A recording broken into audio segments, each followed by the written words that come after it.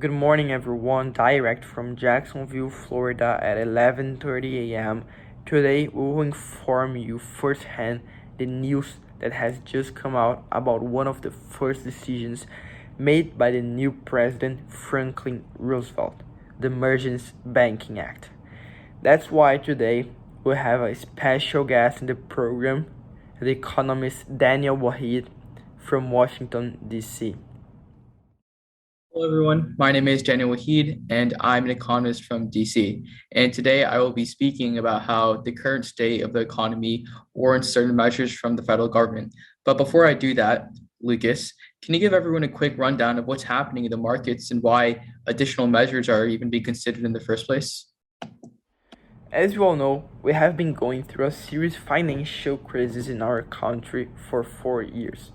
After the stock market crash in 1929, the lives of us Americans were not the same. The American population is losing a lot of confidence with the big banks every single day, with many families going to bankrupt, losing large amounts of money. That's why the most part of the population is starting to keep their own money in their houses. These population movements have grown a lot in the last month and are taking several banks to bankruptcy. However, our new president Franklin Roosevelt is trying his best to reverse the scenario. Last week, he announced what he called a bank holiday, in which the banking system had been suspended in most states because this large withdrawal of money from these national banks. And today, he just announced a measure to prevent the bankruptcy of our national banks, what is called the Emergence Banking Act.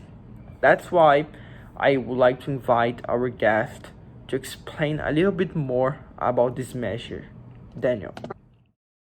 Of course. So, as you stated, under the current administration of Franklin D. Roosevelt, the Great Depression has brought about a poor financial situation within this country.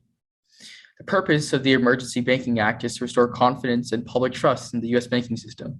It is a legislative response to the state of the economy in the US that has been on the decline since Black Tuesday in 1929.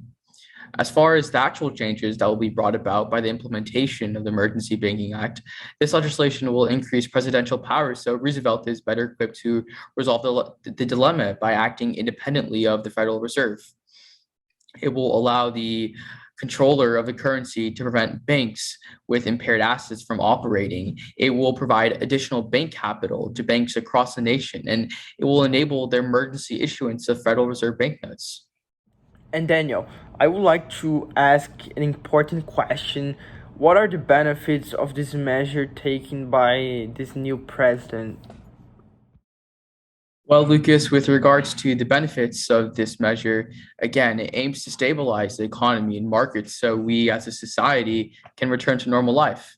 The status quo with this current panic is awful in terms of rampant deflation, the banking situation, and nearly anything even tangentially related to the economy. Everyone's on the edge of their seats, and we hope that the benefits of this legislation will entail citizens redepositing their savings in banks and a healthy rebound of the stock market.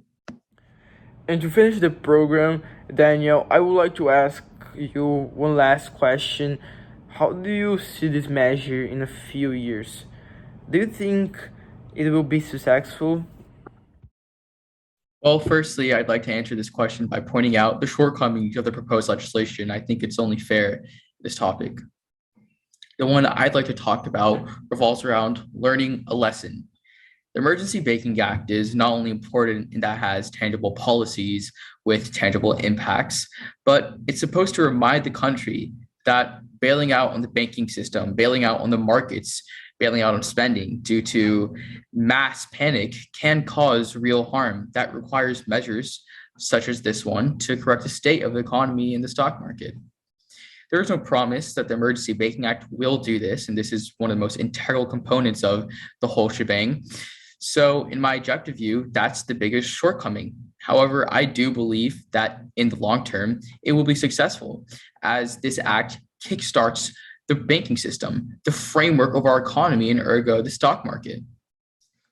These measures are unprecedented. I will concede that. And some oppose certain aspects of it, such as how it expands presidential power. But we are living in unprecedented times. Other than that, there's minimal foreseeable risk in my view. And I urge everyone to be excited for the future of this nation. Thank you, Lucas. Thank you very much for accepting to give us an interview, Daniel. Thanks, you viewer who stayed here with us. Have a great day, everyone, and see you next time.